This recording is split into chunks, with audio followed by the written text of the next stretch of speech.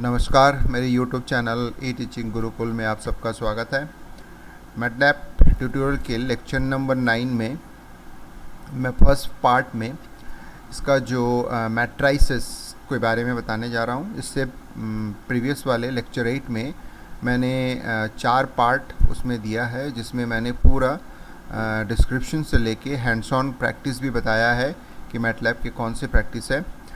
इस लेक्चर में, video lecture में पर्टिकुलरली मैट्राइसेस के बारे में यानी 2 डायमेंशनल मैट्रिक्स के बारे में मैं एक्सप्लेन करने जा रहा हूँ। तो ये वीडियो को लास्ट तक देखिएगा। अगर पसंद आया तो लाइक कीजिएगा, ज़्यादा से ज़्यादा शेयर कीजिएगा और मेरे YouTube चैनल के बारे में या इस वीडियो से रिलेटेड अगर कोई भी चीज़ हो तो उसको कमेंट्स बॉक्स में आप दे सकते हैं। और मेरे YouTube चैनल ई टीचिंग गुरुकुल को सब्सक्राइब करना नहीं भूलिएगा। तो स्टार्ट करते हैं। मैट्राइसेस 2 डायमेंशन ऑपरेशन कैसे परफॉर्म कर सकते हैं, तो मैं बेसिक जानकारियाँ पहले दूंगा। इसके नेक्स्ट वाले वीडियो में मैं इसका हैंड्स ऑन भी आपको करके दिखाऊंगा। तो चलिए जानते हैं कि मैट्राइसेस होता क्या है।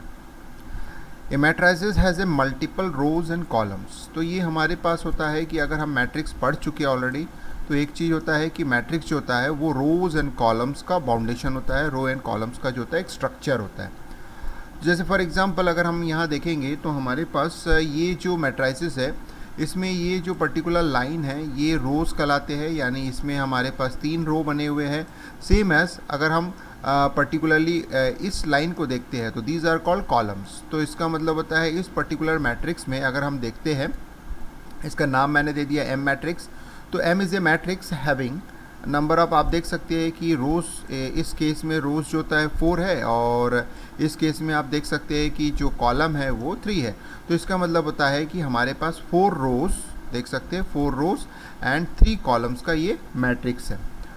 अब आ जाते हैं नेक्स्ट कि सेम एज अगर हम बात करते हैं वेक्टर्स के बारे में। ऑलरेडी इसके बारे में मैंने प्रीवियस लेक्चर में बता चुका हूँ, लेक्चर नंबर 8 में। उसको आप अच्छे से देखिएगा तो वेक्टर के बारे में आपको पता चलेगा।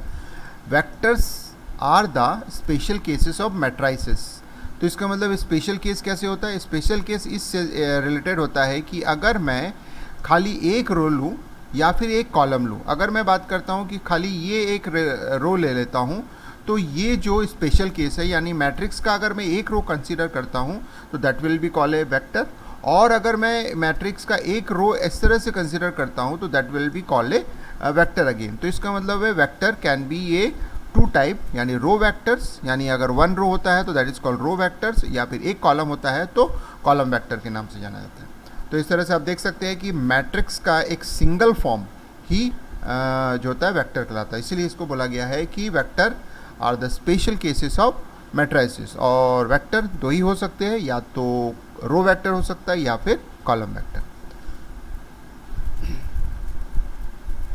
अब आते हैं कि मैट्रिक्स बनता कैसे है। मतलब अगर हम मैटलैब प्रोग्रामिंग से रिलेटेड बात करते हैं तो मैट्रिक्स के लिए क्या कमांड होते हैं, उसको कैसे करके रिप्रेजेंट किया जाता है। तो if the matrix is small, अगर बहुत छोटा मैट्रिक्स अगर आप डिफाइन करना चाहते हैं, so you can type it row by row. आप उसको रो बाई रो टाइप कर सकते हैं, separating the element by given a row with spaces. आपको ध्यान देना पड़ेगा, जब आप टाइप करेंगे तो हर एक एलिमेंट को एक स्पेस से आप उसको सेपरेट कर सकते हैं या फिर कॉमा लगा के सेपरेट कर सकते हैं। थोड़ा देर में आपको समझ में आ जाएगा कि एग्जांपल में आपको और अच्छे समझ में आएगा। और सपोज कर लो रो को सेपरेट करना चाहते हो, यानी जब आप कुछ लिख रहे हो और उसमें उसको सेपरेट करना चाहते हो तो फिर उसमें सेमीकोलन आप प्रोवाइड करते हो। सेपरेट का मतलब होता है first row, second row, third row, यानी रो वाइज सेपरेट करना चाहते हैं तो आप सेमीकोलन यूज़ करेंगे। और अगर एलिमेंट वाइज सेपरेट करना चाहते हैं ड्यूरिंग द टूवर्ड्स द, अगर बात करेंगे कॉलम साइड में, तो आप उसको रिप्रेजेंट कर सकते हैं। दैट इज़ या तो आप कॉमा यूज़ कर सकते हैं या स्पेस। जैसे एग्जांपल ये, तो इसमें आप देख सकते हैं कि यहाँ 2 चीज़ों का यूज़ किया गया है। अगर आपने कॉमा यूज़ किया है तो भी काम करेगा, और अगर मान लो इसको आपने यूज़ नहीं किया तो भी ये काम करेगा। तो यानी 2 और 4 के बीच में एक स्पेस होना चाहिए या फिर एक कॉमा होना चाहिए। तो इस तरह से हमने इसको सेपरेट किया। अब यहाँ पे ये ध्यान दीजिए, ये सेमीकोलन यूज़ किया गया। ये जो सेमीकोलन है that is called an row separator. तो इसका मतलब है ये एक पूरा रो बन गया है, उसके बाद ये एक पूरा रो बन गया। तो 2 रो को सेपरेट करने के लिए, तो इसका मतलब आपको समझ में आ गया कि एलिमेंट को सेपरेट करने के लिए कॉमा या स्पेस यूज़ कर सकते हैं, और एलिमेंट को सेकेंड लाइन में ले जाने के लिए यानी रो वाइज सेपरेट करने के लिए सिंपल हम सेमीकोलन यूज़ कर सकते हैं। ऐसे आप एक लाइन में मल्टीपल सेमीकोलन यूज़ कर सकते हैं, तो that will be treated as a different rows. तो ये डिफरेंट तरीके से काम करता है। कुछ चीज़ें और भी होती है रेस्ट्रिक्शन, जैसे अगर हम बात करते हैं कि नंबर ऑफ जो एलिमेंट्स है एक रो में, जैसे यहाँ 3 डिफाइन किया गया, तो यहाँ पे भी जो सेकंड सेपरेटर है वो उसमें भी 3 एलिमेंट हो गया। यानी अगर गलती से यहाँ 4 एलिमेंट हो गया तो उसका डायमेंशन मैच नहीं करेगा। अगर मैच नहीं करता है तो आप देख सकते हैं, आप डिफाइन कर सकते हैं, तो बाय डिफ़ॉल्ट वो 0 वैल्यूज़ को असाइन कर देता है। तो अब आ जाते हैं next, create the following matrix. Matrix को कैसे क्रिएट करेंगे? तो जैसे मैंने ऊपर बनाया है मैट्रिक्स को, तो उसको देख सकते हैं कि वो मैट्रिक्स कैसे बनेगा। तो आप देख सकते हैं पहले रो में जो 2 4 10 था उसको पहले रो में उसने असाइन कर दिया, और सेपरेटर हमने लगा दिया सेमीकोलन, तो इसलिए सेकंड में आ गया। तो इस तरह से आप देख सकते हैं कि जब आप ये कमांड यूज़ करेंगे तो डेफिनेटली वो इस तरीके का ऑपरेशन परफॉर्म करके एक मैट्रिक्स बना देता है। तो इसका मतलब है, थोड़ा सा हम लोग एक ब्रीफ में ले लेते हैं नोट के फॉर्म में, कि स्पेसेस एंड कॉमास जो होता है separate elements in different columns में सेपरेट करता है, वेयर सेमीकोलन जो होता है वो डिफरेंट रोज में उसको सेपरेट करता है। तो दो चीज़ें हैं जिसको आप दिमाग में बैठाएंगे। कॉलम में सेपरेट करना है, आइदर आप स्पेस यूज़ कीजिए या फिर कॉमा यूज़ कीजिए, और सपोज कर लो रोज में सेपरेट करना है तो एक ही ऑप्शन है आपके पास, semicolon. Creating matrix from vectors. अब आ जाते हैं, जैसे मैंने आपको ऑलरेडी बताया था कि vectors are the special case of matrices. तो इसका मतलब है या तो एक रो या एक कॉलम अगर हम कंसीडर करते हैं किसी मैट्रिक्स का, वो वेक्टर होता है। सपोज कीजिए कि इसका रिवर्स ऑर्डर हम चलाते हैं। सपोज कीजिए हमारे पास जो होता है 2 वेक्टर दिया हुआ है, क्या हम उसे मैट्रिक्स बना सकते हैं? डेफिनेटली हम बना सकते हैं। वही चीज़ हम यहाँ पे इस पर्टिकुलर स्लाइड में आपको बताया जा रहा है। जैसे यहाँ पे 2 आपके पास वेक्टर दिया गया है, तो वेक्टर अगर आप ले रहे हैं तो सेम टाइप के वेक्टर को ही आप जोड़ के मैट्रिसेस बना सकते हैं। जैसे यहाँ पे जो वेक्टर है ए और B, they are called row vectors. ये रो वेक्टर्स लिया गया, तो इसका मतलब मैं रो वेक्टर्स को आपस में जोड़ के एक मैं मैट्रिक्स बना सकता हूँ, यानी 2 रो का एक मैट्रिक्स बना सकता हूँ। तो यानी ये एक रो वेक्टर से, इसका मतलब इसमें 3 कॉलम है।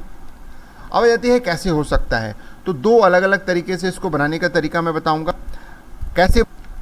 एक तरीका है जो हम देखेंगे इसमें, ये पहला तरीका है जिसमें आप देख सकते हैं कि D is equal to A comma B, यानी हमारे पास जो दो वेक्टर है, ये हम अगर A सेमीकोलन के साथ में यूज़ करता हूँ, तो ये पर्टिकुलर ध्यान रखना पड़ेगा कि स्क्वायर ब्रैकेट का यूज़ किया जाता है वेक्टर को कॉन्केट करने के लिए। तो 2 वेक्टर को कॉन्केट कर रहा हूँ, बट उसको सेपरेट कर रहा हूँ सेमीकोलन से। तो इसका मतलब होता है first row and second row 1 by 1। ये जो सेकेंड रो बन रहा है वो इस सेमीकोलन की वजह से एक तरीके से एक सेपरेटर है, यानी एक तरीके से सेपरेटर यानी न्यू लाइन कैरेक्टर की तरह ट्रीट करता है। तो जब वो हमारा मैट्रिक्स बनाएगा, वो 2 वेक्टर को कनेक्ट करके एक 2 डायमेंशनल मैट्रिक्स बना देगा। इस तरह से अगर मैं सेकंड ऑप्शन को यूज़ करता हूँ, तो जिसमें मैं सेमीकोलन का यूज़ नहीं करूँगा, सीधा सीधा स्पेस यूज़ करूँगा। तो अब स्पेस का जो मतलब होता है कि 2 वेक्टर को एक के साथ एक के बाद एक जोड़ देना, कॉन्केटनेशन बोलते हैं। तो आप देख सकते हैं कि यहाँ फर्स्ट वेक्टर यूज़ हुआ है, उसके बाद कॉन्केटनेशन में सेकंड। तो इस तरह से हमारे पास 2 ऑपरेशन है कि हम किसी भी वेक्टर का यूज़ करके एक लार्जर वेक्टर कन्वर्ट कर सकते हैं, या फिर हम मैट्रिसेस बना सकते हैं। तो अगर हम बात करेंगे दोनों ही केस में, तो ये वाला केस जो होता है इसमें मैट्रिक्स बन रहा है, और ये वाले केस में एक तरीके से स्पेशल काइंड ऑफ मैट्रिक्स बन रहा है। अगेन एक वेक्टर बन रहा है, यानी 2 वेक्टर को कनेक्ट करके एक सिंगल वेक्टर अगेन एक बनाया जा रहा है। तो इस तरह से आप देख सकते हैं कि ये मैट्रिक्स हो गया और ये वेक्टर हो गया। अब आते हैं, बड़ा इंटरेस्टिंग सा है कि अगर हम एक मैट्रिक्स को डिफाइन करते हैं, तो मैट्रिक्स में बहुत सारे हमारे पास ऑप्शंस होते हैं, इंडेक्सिंग होता है, और इंडेक्सिंग को यूज़ करके मैं डायरेक्टली किसी भी एलिमेंट को एक्सेस कर सकता हूँ। जैसे आप देख सकते हैं कि जो रेड कलर में शो हुआ है ये उसका इंडेक्स नंबर है। तो इंडेक्स नंबर 1 2 3 4। तो आप देख सकते हैं index number left to right नहीं होता है, टॉप टू बॉटम इंडेक्सिंग होती है। यानी अगर हम एलिमेंट की बात करते हैं, एलिमेंट की पोजीशन की बात करते हैं, हम इंडेक्सिंग की बात नहीं करते, यानी row number and column number की ना बात करके अगर हम एलिमेंट के पोजीशन की बात करते हैं, तो ये 1 हो गया, ये 2 हो गया, 3 4 5, फिर 6 7 8 9 नीचे होता है।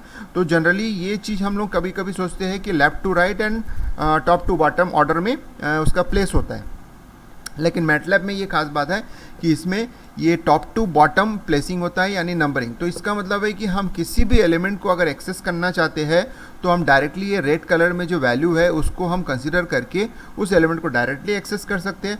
तो जब हम उस तरीके का यूज़ करना चाहते हैं, रेड कलर के वैल्यूज़ को उसके बेस पर यूज़ करना चाहते हैं, तो उसको लिखने का तरीका डिफरेंट होता है। और अगर मैं रोज़ एंड कॉलम्स यानी येलो कलर में जो दिया हुआ है आप देख सकते हैं, यानी ये जो येलो कलर में आपको दिया हुआ है इसके बेस पर अगर मैं करना चाहता हूँ तो फिर इसको डिफरेंट होगा, क्योंकि जब हम रो नंबर यूज़ करेंगे तो हमको कॉलम नंबर भी डेफिनेटली यूज़ करना पड़ता है, इट्स कंपलसरी। तो इसका मतलब है दो तरीका हमारे पास यूज़ करना है। फॉर एग्जांपल अगर सपोज कर लो मुझे 4 को एक्सेस करना है, तो 4 को एक्सेस करने के लिए आइदर मैं 2,4, क्योंकि हम देख सकते हैं कि ये सेकेंड रो में है तो यानी 2 हो गया, और मैं देख सकता हूँ कि कॉलम नंबर 4 पे है, तो इसका मतलब है 2,4 का यूज़ करके मैं यहाँ पे एक्सेस कर सकता हूँ। ये एक तरीका हो गया एक्सेस करने का। और दूसरा हमारे पास तरीका होता है कि हमको मालूम है कि 4 जो होता है 17 नंबर पोजीशन का एरे पोजीशन पे है, तो मैं इसको भी यूज़ कर सकता हूँ। तो इस तरह से हमारे पास दो तरीके का यूज़ करने का तरीका है जिसको हम यूज़ कर सकते हो। तो ये हो गया पहला, जिसमें हमने देखा कि एक्सेस एलिमेंट को एक्सेस करना है तो कैसे कर सकते हैं। उसी तरह से मैट्रिक्स यानी रेक्टेंगुलर मैट्रिक्स के बहुत सारे फॉर्म हो सकते हैं। सपोज़ कर लो किसी मैट्रिक्स का में खाली एक रो और एक कॉलम है, यानी तो उसको हम लोग स्केलर मैट्रिक्स बोलते हैं, 1 by 1 यानी सेल मैट्रिक्स या स्केलर मैट्रिक्स।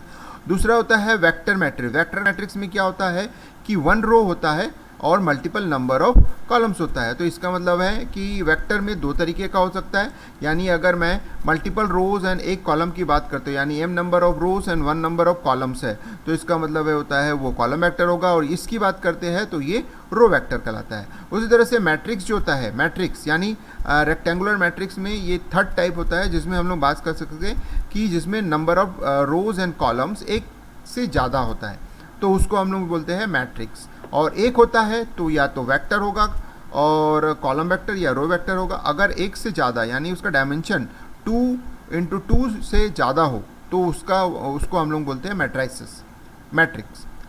अब आते हैं एरे की एड्रेसिंग कैसे होती है।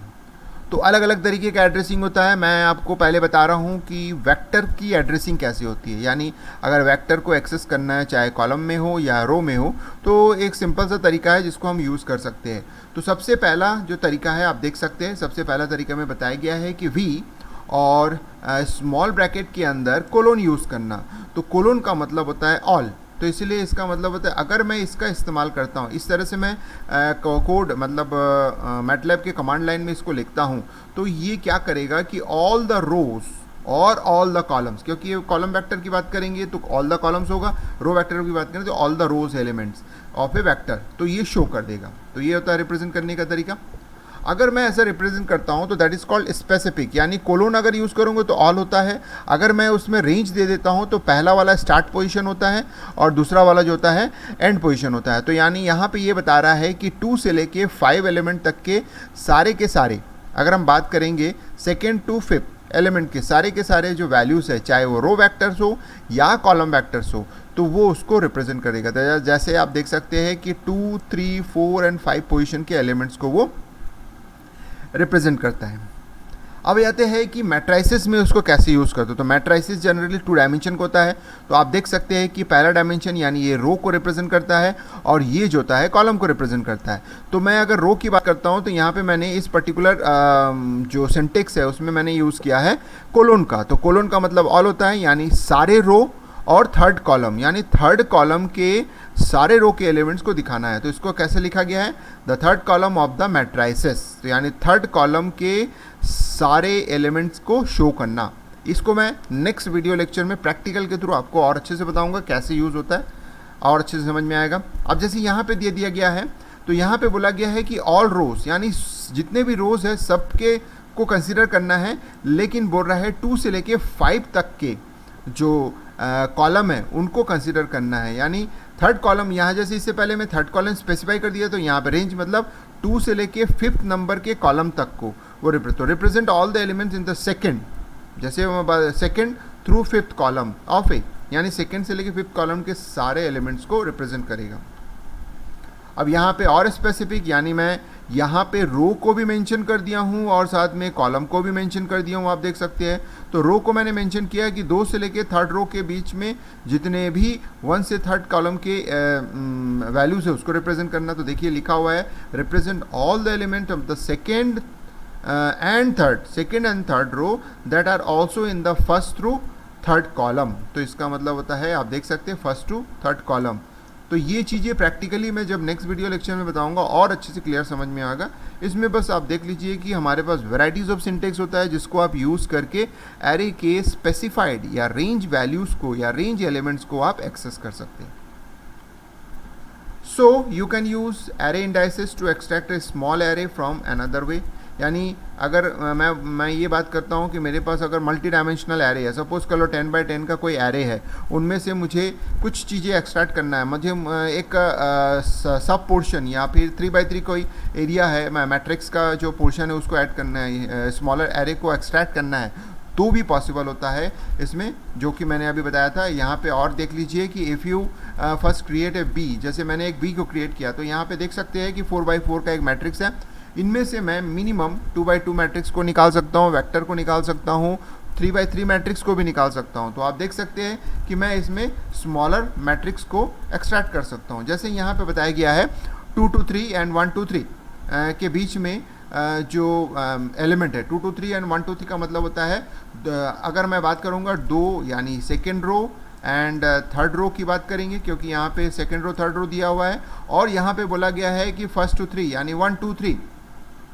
तो इसका मतलब है ये फर्स्ट कॉलम भी लेना है, सेकंड कॉलम भी लेना है और 3rd कॉलम भी लेना है। तो आप देखिए कि ये जहाँ जहाँ आपस में क्रॉस करेगा उसको वो एक्सट्रैक्ट करेगा।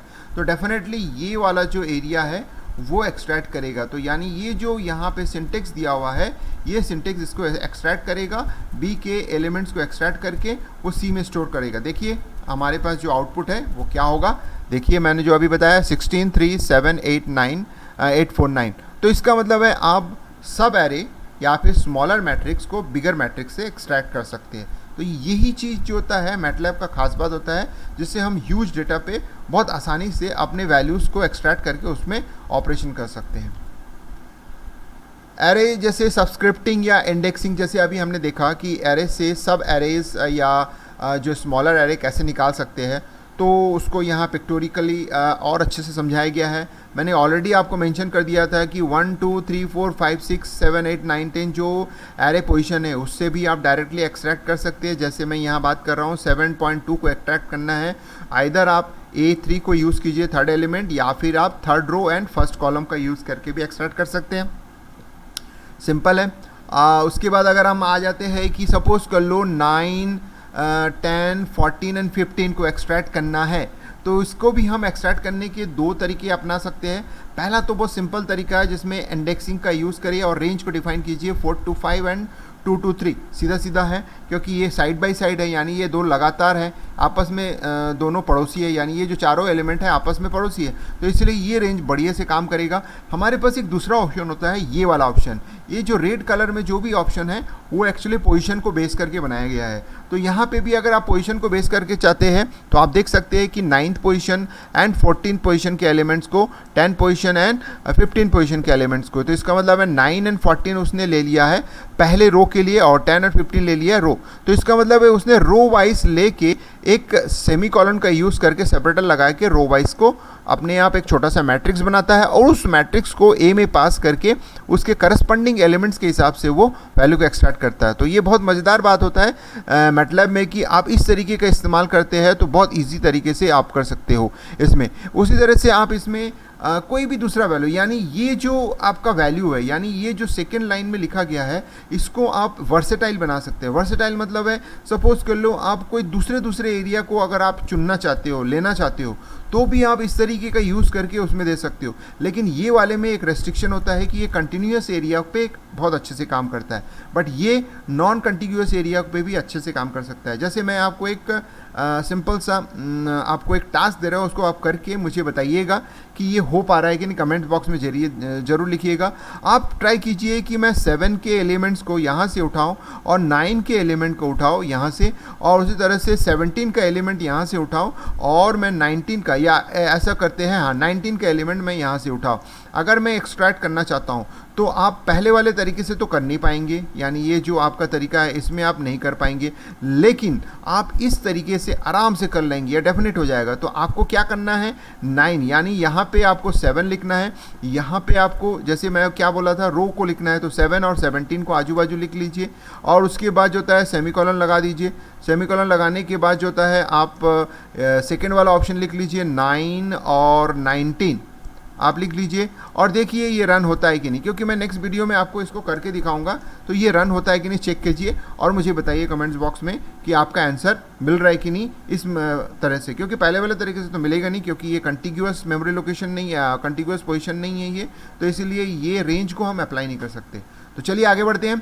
सपोज कर लो मुझे एक रो को मतलब एक्सट्रैक्ट करना है, सॉरी एक कॉलम को एक्सट्रैक्ट करना है, यानी एक कॉलम वेक्टर बनाना है। तो हमारे पास देखिए कितने सारे ऑप्शंस है, इसे टोटल 6 ऑप्शन है जिसका आप यूज़ कर सकते हैं। पहला ऑप्शन में ये बता रहा है, क्योंकि ग्रीन कलर दिया हुआ है तो ग्रीन कलर बताता है कि आप row number and column number का यूज़ करके बना सकते हैं। तो यहाँ पे देख सकते हैं कि 1 to 5 पूरे रो को कंसिडर कर रहा है और 5th कॉलम को कंसिडर कर रहा है। तो इसलिए पूरे रो को 1 to 5 रो को कॉलम कर रहा है, और 1 to 5 रो को कंसिडर कर रहा है और 5th कॉलम को कंसिडर कर रहा है। तो उसी की तरह अगर हम 1 to 5 की बात कर रहे हैं तो इसका मतलब है मैं पूरे रो को कंसिडर कर रहा हूँ, ऑल रो। तो ऑल रो का मतलब होता है कोलोन, आप कोलोन लगा के भी ऑल रो कर सकते हैं।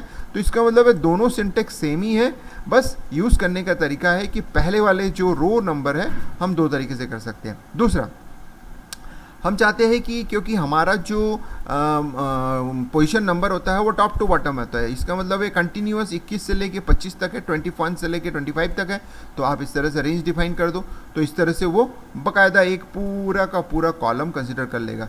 सेकंड, इसके बाद जो थर्ड तरीका है हमारे पास ये होता है, आपको अगर नहीं मालूम है कि एंड का जो पोजीशन है यानी कितने नंबर ऑफ रोज है ये आपको नहीं पता है, तो आप ये वाला करेंगे तो थोड़ा डायनेमिक नेचर का हो जाता है।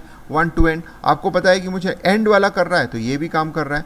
तो इसका मतलब ये सारे ऑप्शंस आप ट्राई करके देखिए, ये वाला में भी वही हो रहा है, ऑल एंड एंड नंबर का जो कॉलम है उसको यूज़ कर रहे हैं, और यहाँ पे भी वही हो रहा है 21 to end। तो इसका मतलब होता है सारे ऑपरेशन एक ही चीज़ को इंडिकेट कर रहा है, वो है 5th नंबर कॉलम को एक्सट्रैक्ट करना है। तो आप देख सकते हैं कि इस पर्टिकुलर स्लाइड में आपको ये जानने मिला कि किस तरह से आप पूरा का पूरा जो होता है एरे के एलिमेंट्स को अलग अलग तरीके से कर सकता है। लेकिन मैंने आपको एक टास्क दिया है, उस टास्क को डेफिनेटली करके कमेंट्स बॉक्स में लिखिएगा कि आपसे वो काम हो पाया है कि नहीं और आपका आंसर आ रहा है कि नहीं मैंने जो बोला है। चलिए अब जाते हैं एम्प्टी एरे के बारे में जानते हैं। ऐसा एरे जिसमें कोई वैल्यू नहीं होता है। The empty array contains no element and it is express as a simple सा ब्रैकेट लगा के, यानी स्क्वायर ब्रैकेट के साथ आप जो भी एम्प्टी एरे है उसको शो कर सकते हैं। लेकिन ये खास बात होता है, एम्प्टी एरे का यूज़ करके हम एरे के एलिमेंट को डिलीट कर सकते हैं। चलिए देखते हैं कि row and column can be deleted by setting the selected row और column equal to the null array. तो ये नल एरे या एम्प्टी एरे का यूज़ करके मैं किसी भी जो रोज़ है या कॉलम्स को डिलीट कर सकता हूँ। जैसे फॉर एग्जांपल मैंने ये लिखा, इसमें मैंने ये लिखा, मेंशन किया कि ए के एलिमेंट्स में से थर्ड रो में सारे कॉलम्स को डिलीट करना है। तो मैंने क्या कर दिया, थर्ड रो सारे कॉलम्स में सिंपल एम्प्टी एरे को पुट कर दिया। तो ये जब एग्जीक्यूट करेगा तो अपने आप उस पर्टिकुलर थर्ड रो के सारे एलिमेंट को वो डिलीट कर देगा। तो डिलीट कर देगा मतलब रो अपने आप खाली हो जाएगा, और डिलीट हो जाने से वो नल होने से क्या होगा, अपने आप रो एडजस्ट होके अगर 4x4 अगर 4 रो वाला अगर कोई मैट्रिक्स है तो वो 3 वाले रो में मैट्रिक्स में कन्वर्ट हो जाएगा। अगर मैं इसका यूज़ करता हूँ तो देखिए बहुत स्पेसिफिक तरीका है, क्योंकि इस तरीके का यूज़ जो होता है वो डायनेमिक नेचर को रिप्रेजेंट करता है।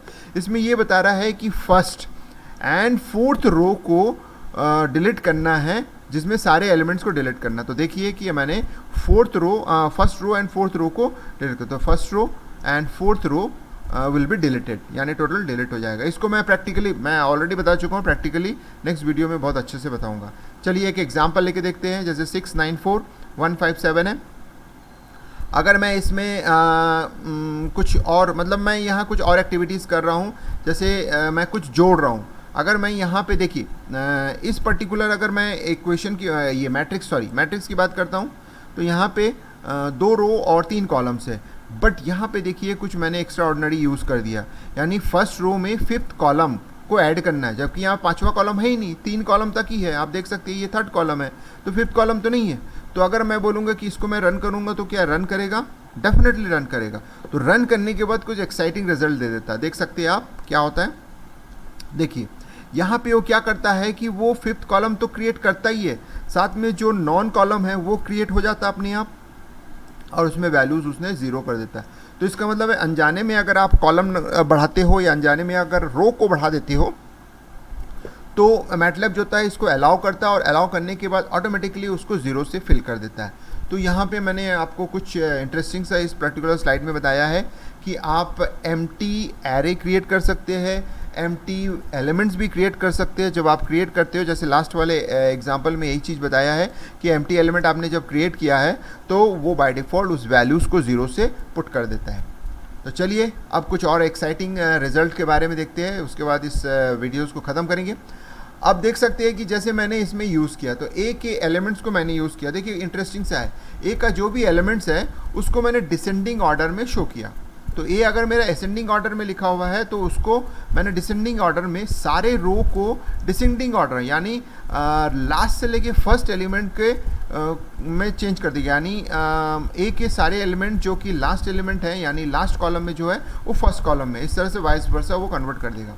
तो अगर मैं ये यूज़ करता हूँ तो देखिए कि बी में सारा एलिमेंट उल्टा हो गया, क्योंकि इससे पहले वाले वीडियो में अगर आप ध्यान देंगे तो मैं आपको ले चलता हूँ पहले वाले वीडियो में। देखिए यहाँ पे आपका देख सकते हैं लास्ट में 03 और 00 है। अब मैं नेक्स्ट वीडियो में लेके आता हूँ आपको, तो यहाँ पे आप देखेंगे कि ये जो 03 वो पहले आ गया, यानी रिवर्स हो गया। तो रिवर्स करने का कुछ नहीं तरीका है, बहुत सिंपल तरीका है। आप इस तरीके का रेंज प्रोवाइड कीजिए। इस तरीके का रेंज प्रोवाइड करने के लिए खास बात ध्यान देना पड़ेगा आपको कि अगर स्टार्ट अगर हायर नंबर है और एंड अगर लोअर नंबर है तो आपको डेफिनेटली ये जो बीच का एक पार्ट होता है इसको यूज़ करना ही पड़ेगा, वो भी नेगेटिव, यानी वो डिक्रीजिंग ऑर्डर को शो करता है। अगर आप इसको यूज़ नहीं करोगे तो काम नहीं करेगा। अब जाते हैं नेक्स्ट, जो सपोज हमारे पास सी है। अब इस सी को मैं क्या करना चाहता हूँ, देखिए यहाँ पे क्या हो रहा है। अब सिंपल सी बात है कि मेरे बी में 2 ही एलिमेंट है, मतलब 2 एलिमेंट, सॉरी 2 एलिमेंट नहीं 2 रो है, यानी first row and second row. मैं चाहता हूँ कि सेकंड रो में एक वैल्यू इंसर्ट कर दिया जाए। ये जो वैल्यू है यहाँ पे सीधा सीधा हमारे पास जो होता है सेकंड रो में ये ऑल कॉलम्स के लिए सी की वैल्यू आ जाना चाहिए। तो क्या हो रहा है कि सारे कॉलम्स के लिए मैंने सी की वैल्यू को ऐड कर दिया, तो क्या हो रहा है ऑटोमेटिकली ये अपडेट हो गया। जैसे मैंने डिलीट करने का तरीका बताया था कि ये डिलीट करने के लिए आप उस पर्टिकुलर पोजीशन को दे दीजिए और स्क्वायर ब्रैकेट एम्प्टी शो कर दीजिए, तो वो मैट्रिक्स का जो पर्टिकुलर रो या कॉलम जो होता है ऑटोमेटिकली डिलीट हो जाएगा। तो यहाँ पे हमने क्या किया, डिलीट नहीं किया, मैंने पूरे के पूरे रो को एक नए वेक्टर से अपडेट कर दिया। तो क्या कर रहा है कि बी के जो सेकेंड रो है उसको वो अपडेट कर दे रहा है। तो उसी तरह से सपोज कर लो मेरे पास एक डी वैल्यू मैंने लिया है, क्रिएट किया। अब जो डी वैल्यू जब क्रिएट किया तो इस तरह से उसने क्रिएट कर दिया, देख सकते हैं, क्योंकि यहाँ पे मैंने सेपरेटर यूज़ किया सेमीकोलन, तो क्रिएट हो गया। अब कहते हैं कि इसको मैं इस तरह से इस्तेमाल करता हूँ, बड़ा इंटरेस्टिंग सा रिजल्ट है। तो यहाँ पे आप देख सकते हैं कि मैंने खास बात आपको पहले भी बताया था कि जब भी मैं स्क्वायर ब्रैकेट को यूज़ करता हूँ तो ये एक डायनेमिक नेचर प्रोवाइड करता है, यानी मैं रैंडम ऑर्डर में कुछ भी कर सकता हूँ। तो ये क्या कर रहा है, डी के जो सेकेंड पोजिशन यानी सेकेंड रो के जितने भी, यानी ये मैं अगर आप देखते हैं तो ये कॉमा यहाँ यूज़ हो रहा है, तो कॉमा का लेफ्ट साइड मैं यूज़ कर रहा हूँ। लेफ्ट साइड में मैंने वेक्टर को लिया है और वेक्टर में मैंने 3 एलिमेंट दिया है, और 3 एलिमेंट तो यानी लेफ्ट साइड में जो भी चीज़ कॉमा के लेफ्ट साइड में जो भी होता है वो रो को रिप्रेजेंट करता है। तो यानी तीनों बार ये सेकेंड रो को रिप्रेजेंट कर रहा है। तो इसका मतलब होता है कि डी से तीनों बार सेकेंड रे को वो एक्सट्रैक्ट कर रहा है, यानी 1 2 3 यानी 3 रो उसने बना रहा है, और तीनों रो में डी के सेकेंड रो के एलिमेंट्स को लेके वो ई में ऐड कर दे रहा है। तो क्या होगा, डेफिनेटली वो 3 रो का एक मैट्रिक्स बनाएगा जिसमें सेकेंड रो के कॉमन एलिमेंट। तो हम अभी देख सकते हैं कि मेरा जो डी है वो यहाँ पे शो हो रहा है, आप देख सकते हैं डी यहाँ पे शो हो रहा है। तो 2 यानी सेकेंड अगर बात करता हूँ तो ये है सेकेंड, तो 2 - 6 9 2 - 6 9 ये 3 बार रिपीट होगा और ड्रॉ हो जाएगा, देख सकते हैं ये पे। तो बड़ा इंटरेस्टिंग सा रिजल्ट है। मैं यहाँ पे 3 रो का एक मैट्रिक्स बना रहा हूँ जिसमें same number of all number of columns यानी सारे कॉलम्स, लेकिन मेरा यहाँ पे मेंशन हो रहा है वो है सेकेंड रो के एलिमेंट्स को लेना, बार बार 3 बार लेता है और 3 बार वो स्टोर। तो ये इंटरेस्टिंग सा है, तो आपको इसको करके देखिएगा तो आपको समझ में आएगा। तो इस तरह से आपको मैंने मैट्रिसेस में जो भी ऑपरेशन पॉसिबल हुआ है मैंने आपको बताया है। ऐसे बहुत सारे कॉम्बिनेशंस आप जनरेट कर सकते हो, बहुत सारे ऑपरेशंस है जो कि इस वीडियो के माध्यम से बहुत सारे चीज़ों को मैंने कवर किया है। कुछ चीज़ें हो सकता है छूट गया हो, उसको मैं ट्राई करूँगा कि जो नेक्स्ट वीडियो लेक्चर है जिसमें मैं प्रैक्टिकल हैंड्स ऑन करके दिखाऊंगा, लाइव दिखाऊंगा उसमें। और उसके बाद अगर आपको कोई डाउट होता है तो आप मुझे कमेंट्स बॉक्स में लिख के ज़रूर भेजिएगा। और हो सके तो इस वीडियो से भी रिलेटेड अगर कोई डाउट हो तो उसको भी आप भेजिएगा। मैंने एक क्वेश्चन पूछा है उसको भी आप करके मेरे कमेंट बॉक्स में दीजिएगा तो मुझे बहुत ज़्यादा खुशी होगी। तो इस वीडियो को आपको लास्ट तक देखने के लिए धन्यवाद। अगर ये वीडियो अच्छा लगा लाइक कीजिएगा, शेयर कीजिएगा और ज़्यादा से ज़्यादा कमेंट्स करना नहीं भूलिए, क्योंकि मेरा क्वेश्चन मैंने आपको पुट किया है उसका आंसर मैं वेट करूंगा कि आपका आंसर मुझ तक पहुंच पाए। तो चलिए इस वीडियो को लास्ट तक देखने के लिए वंस अगेन धन्यवाद।